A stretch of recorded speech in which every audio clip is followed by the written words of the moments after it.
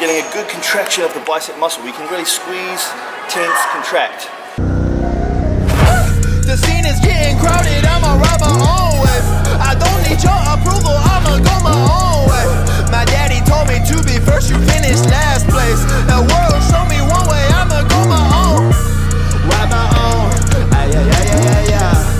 Ride my own, ay, ay, ay, ay, ay, ay.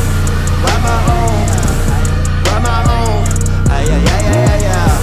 Ride my own, ay, ay, ay, ay, ay, ay. Ride my own, ay, ay, ay, ay, ay. What's up guys, Joseph Rakic here from josephrakicfitness.com, and today in this video I'm going to be taking you through my arm workout, biceps and triceps. So tip number one that I want to bring to you is make sure that you have a proper pre-workout meal. So my pre-workout meal, as you can see right there, is 180 grams of steak and 180 grams of white basmati rice. So I've got a good source of protein and I've got a good source of carbohydrates to fuel me through my workouts. Now, it's very important to have your pre-workout meal an hour to maybe an hour and a half before you train. That way it gives you enough time to digest that food and get some of those nutrients into your bloodstream so you can have a good workout. Without a proper pre-workout plan, you're going to be in the gym, you're going to feel tired, lethargic, and you're not going to be able to perform at the highest level. Pay big attention to your pre-workout meal and make sure it's a meal that agrees with you, easy digestible, good source of protein, good source of carbohydrates. I am adding pink Himalayan salt on my pre-workout meal because pre-workout we want a lot of sodium for that sodium pump. You want to stay well hydrated because if your muscles are not well hydrated, they're not going to be able to perform and lift heavy weights. Fueling up right now, I'm going to wait an hour and a half and then off to the gym, and I'll see you guys there. Alright guys, tip number two, basically don't be a bitch. What I mean by that is you need to train hard and heavy and intense with the weights. You need to make sure that you are actually putting your muscles under stress and actually creating that stimulus for the muscles to grow. So you can't just go in the gym and you can't just do a few curls and a few press downs and call it a day and go home. You actually have to train with intensity. You actually have to put that muscle in a position that it doesn't like. You have to rip those muscle fibers, and then and only then will your body respond to that by recovering and growing bigger and stronger for next time so it can handle that, and not just going in the gym and giving it a half-ass effort. Super important and super crucial. Alright guys, just arrived at the gym right now. Just going to wait for my wife to arrive because she's my cameraman for today, or camera woman I should say. But that brings me to tip number three. Tip number three is train arms twice per week. Reason I'm saying that is because arms respond good to high frequency. So for muscle groups like legs, back, chest, etc., I usually prefer training them once per week and just smashing it with high volume. Arms, on the other hand, because they are a smaller muscle group that can recover a lot quicker, I train them twice per week. And I find I've made the best progress in my arms when I am training my arms more frequently. So yeah, tip number three, train arms twice per week. Frequency is a good thing when it comes to arms. Going back to the car, don't need my sunglasses, I'll just end up losing them in the gym or getting them broken. Let's just hope I don't sit on them. Alright guys, tip number four, and that is use a rep range between 6 and 12. The reason I'm saying use a rep range between 6 and 12 is because we can go a little bit heavier than normal and we can overload the muscle with more weight. Weight is one form of progressive overload, so it's a great way to break the muscle down and get some new growth. Tip number five, for your second arm day, use a completely different rep range. This time we're going 12 to 25 reps, and we're focusing more on stress and time and attention, and really trying to hit the muscle from a different way instead of overloading with weight. So let's just pretend this is a bicep curl.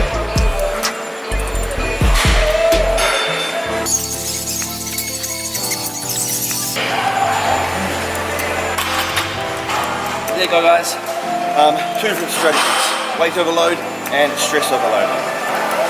Alright guys, tip number six is do about 3 to 4 exercises for biceps and triceps. We are onto the Preacher Curl machine. We're using a close grip, so this one in here.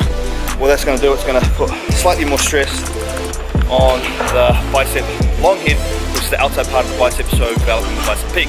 But yeah, 3 3 to 4 exercises per biceps, 3 to 4 exercises per triceps, and that is tip number 6. Alright, so I've got my mate Dom on the preacher curl right now. It's always good to train with a mate as well, you know, you can get them to spot you, get a few force reps out. Let's compete Against each other. He does 10, I do 11, he does 12.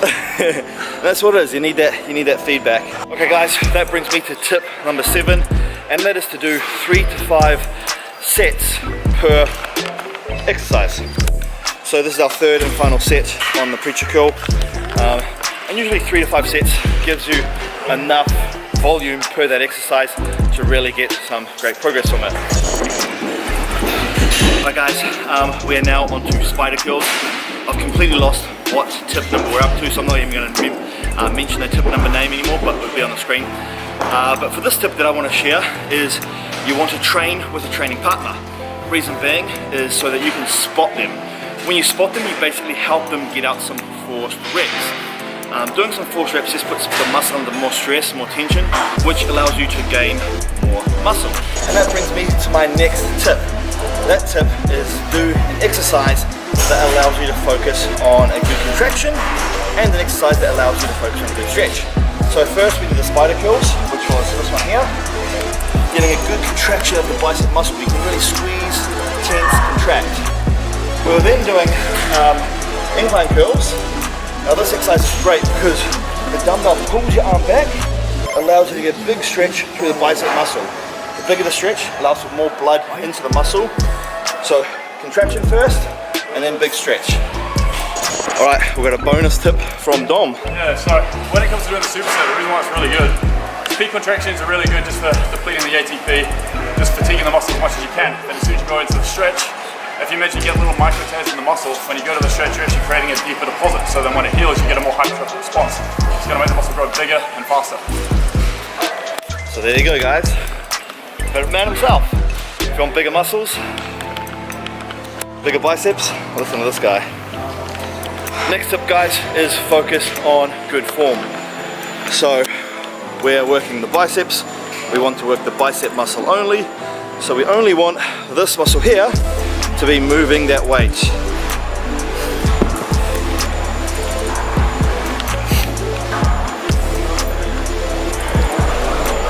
So as you can see, guys, muscle-mind connection is there, and it's just his bicep muscle lifting that weight up and down. All that stress is going into the biceps. And form is one of the most important things, guys, when it comes to making progress. A lot of people just keep adding more and more and more weight, but what ends up happening is when they've got more weight, secondary muscles take over. So when the weight's too heavy, you know, their shoulders start coming forward and lifting part of that weight. So always focus on good form so you are maximizing the stress that you are applying to that muscle. Who's that guy? Alright, next tip, guys, include supersets and drop sets in your routine. So right now we're doing a superset, we're doing dumbbell hammer curls, and we can't do any more. We're doing a superset with a different exercise, but also a lighter weight. So this is almost like a superset and a drop set. So a superset is a great way, guys, to really add more stress and more tension on the muscle. The more stress and tension we can add, the more damage we're going to do. The more damage we can do, the more gains we can make. Alright, so because our primary focus today is on arms, we're doing this one to target more the long head. So we're going to complete failure doing this exercise. Almost there. And then we're going to superset with these plates down there. And then straight after that, right now, here's fatigue. Now we're going to bring in the assisting muscle right here at the arse. So bring that in, which is the primary flexor muscle, so you're going to flex up, and you want to come up and squeeze. Now we're going to fatigue that muscle too. Next tip, control the negative. So negative can be on the bicep. Don't be a little wuss, go hard. So for that tip, basically, guys, you want to focus on the negative. Now you can do a negative rep, any muscle group really, biceps, triceps. So obviously the bicep negative rep will be slowing it on the way down. Tricep, when we're doing tricep push downs, such as this, you would be controlling it on the way up. Basically just controlling that negative motion, because what you have to understand, there's a lot of muscle fibers ripped during the negative phase of the movement. So yeah, focus on the negative. It's going to help you so much in gaining the extra bit of muscle. Right, next tip, we are on to close grip bench press. The tip here is there's many different variations of ways that you can do this. So I'm going to do my way, which is more about pressing close grip, and then Dom is going to do his way, which is an extension type of close grip. So yeah, I'm up first. Then, obviously guys, doing close grip bench, so we want to have a close grip, and keep our elbows close to our sides. So the bar's always hitting just below my pecs, where Dom, his technique is slightly different. Alright, so this is Dom's technique. It's more of an extension, and the bar is almost coming to his neck, in a sense, if it was going to go all the way down. Yeah, when you do it, you want to be like pressing straight up, and imagine you're driving your inner elbow, and you're driving that up towards your head. For this exercise is you want to focus on getting a good stretch through the tricep and long head, because the tricep long head is where the mass of the tricep comes from. So more activation and more stress on the tricep long head is going to create for more mass of the triceps. Triceps being 2/3 of the arm, it's going to help give you a bigger arm appearance. Alright, what are we showing here, boys? We got Joseph's quads and Adrian. Alright, so home now guys from the gym. Brings me to my next tip. I was supposed to film this at the gym, but I got a little bit carried away just talking to some people.